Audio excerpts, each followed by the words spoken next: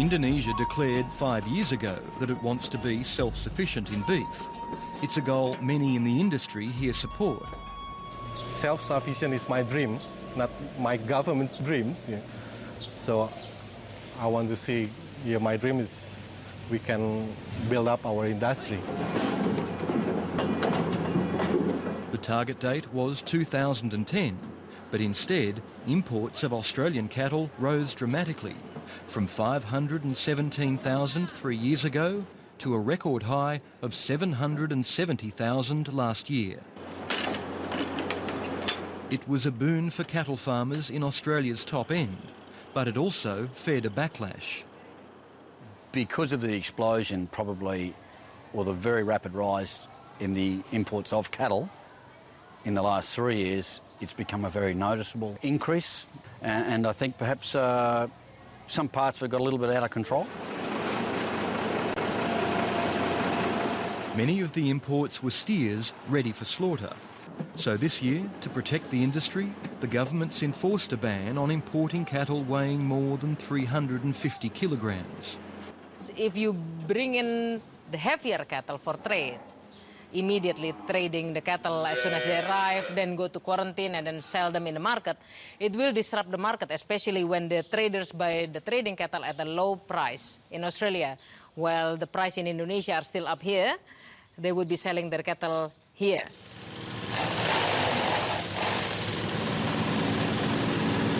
Joyce Gunawan argues the protection means there'll also be more work for those in the cattle game. We employ people from the surrounding villages around the feedlots. So with a capacity of 11,000 here, we employ about 200 to 300 people for the feedlots as well as for the feed mill, for the feed. They're not the only ones with a big stake in the future of beef in Indonesia. Most cattle operations here are small, vulnerable to market volatility. A year ago, Bangun's business was in the doldrums, but now it's booming. During the annual Muslim holiday of Eid al-Adha last week, he was flat out on the phone taking orders, and he's one of many who are grateful for the government's protection. If they didn't limit the imports, it would create instability and local farmers would go bankrupt.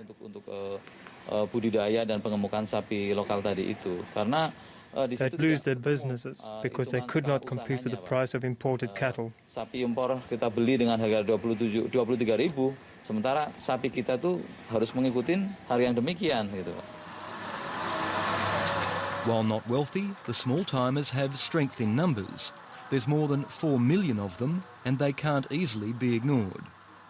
The government must deal with these people because we're talking about people living in the villages, and there are problems like poverty and the difficulties that flow from it. Masalah-masalah kemiskinan dan kesulitan tuh berlanjut di situ. As imports were cut, local farmers got their wish and prices went up. But that's been a double-edged sword because it hit importers hard. The government's also slashed import permit numbers.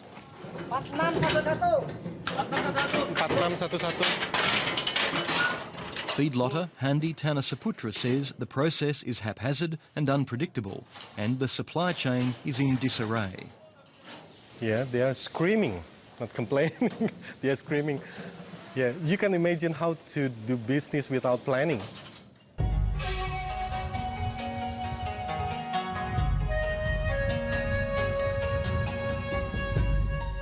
Handi Tanasaputra built his feedlot in the mountains south of Jakarta over decades.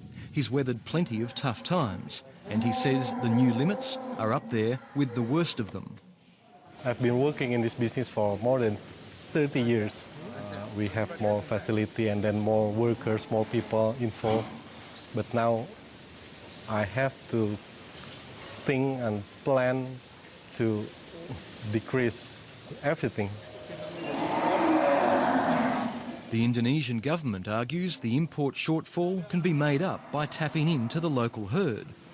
After all, there's supposed to be 12 million head of cattle in Indonesia, but no one's ever done a proper count. It hurts us, of course. Yeah. If the government continue this regulation, maybe it's much harder for us for next year, especially to pay back our investment to the bank. Do you think everyone can survive? I'm not sure. I'm not sure.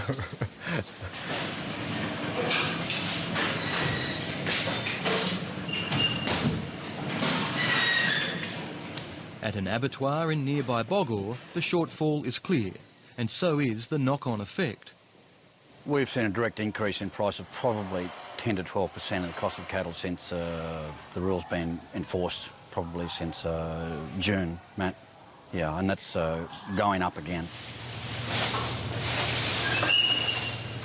Dick Slaney manages this abattoir for the Australian pastoral giant Elders. He says the restrictions have made fresh killed meat a good deal more expensive than chilled boxed beef imported from Australia. For our business here, it's much more difficult because we're in the formal market, so we're straight into the face of imported beef. We're coming in with cattle at a, $5 carcass weight kind of cost up against a processor in Australia that's probably paying $2.80 to $3 carcass weight. While the debate rages about import restrictions and self-sufficiency, there is another challenge for the beef industry. At wet markets around the country, customers prefer chicken or fish, and only a few are keen on beef. Because it's tough and it's not juicy, it's not juicy, it's not delicious.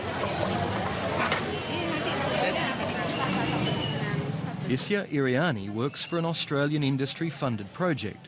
She says most red meat here is sold the day after slaughter. It isn't aged, and customers assume it must be cooked a long time and turned into classics like rendang. But her wok-wielding team is trying to show beef can also be quick and easy. We try to educate people that even from that fresh meat, if you process it in the right way, like how you cut it, you can always cook it in more practical way, and then children would love to eat it.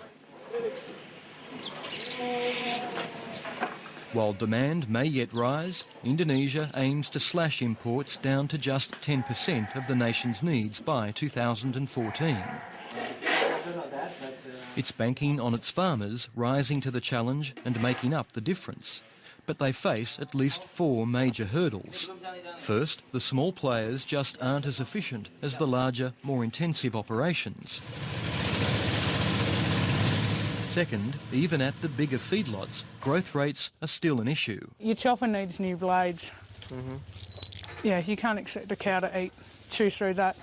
An animal nutritionist, Marriott, works for Meat and Livestock Australia to boost productivity with Indonesian partners. When I first started coming to Indonesia, I had the lowest weight gain per head per day was probably 0.8 kilos a day, and the average was probably 1 to 1.1 kilos a day.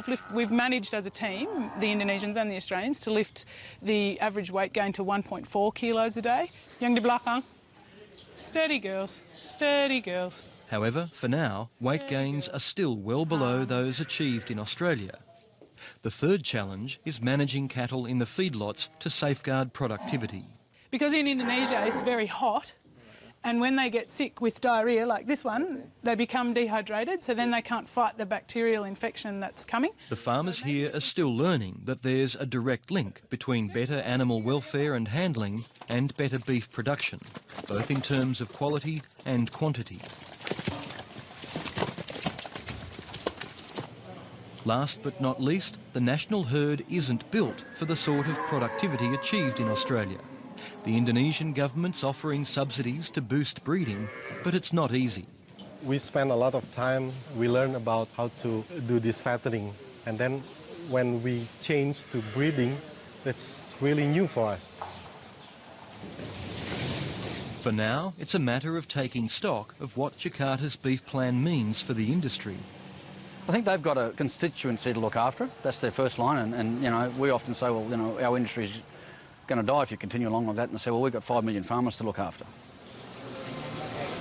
The government's unlikely to change its policy until after a census due by August next year.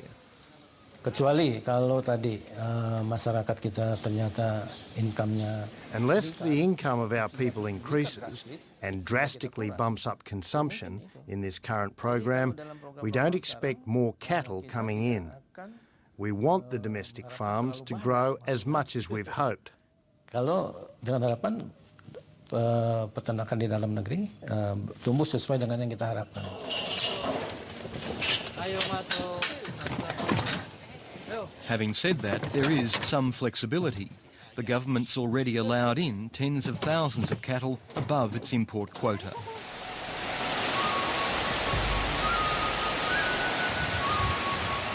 Do you think that Indonesia will achieve self-sufficiency? Yes, I'm sure, but with some conditions. You know. How long do you think it'll take?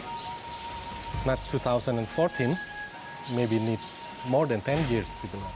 More than 10 years? Yeah, depend on how big the effort and then support from government, from all the people who are involved in this industry.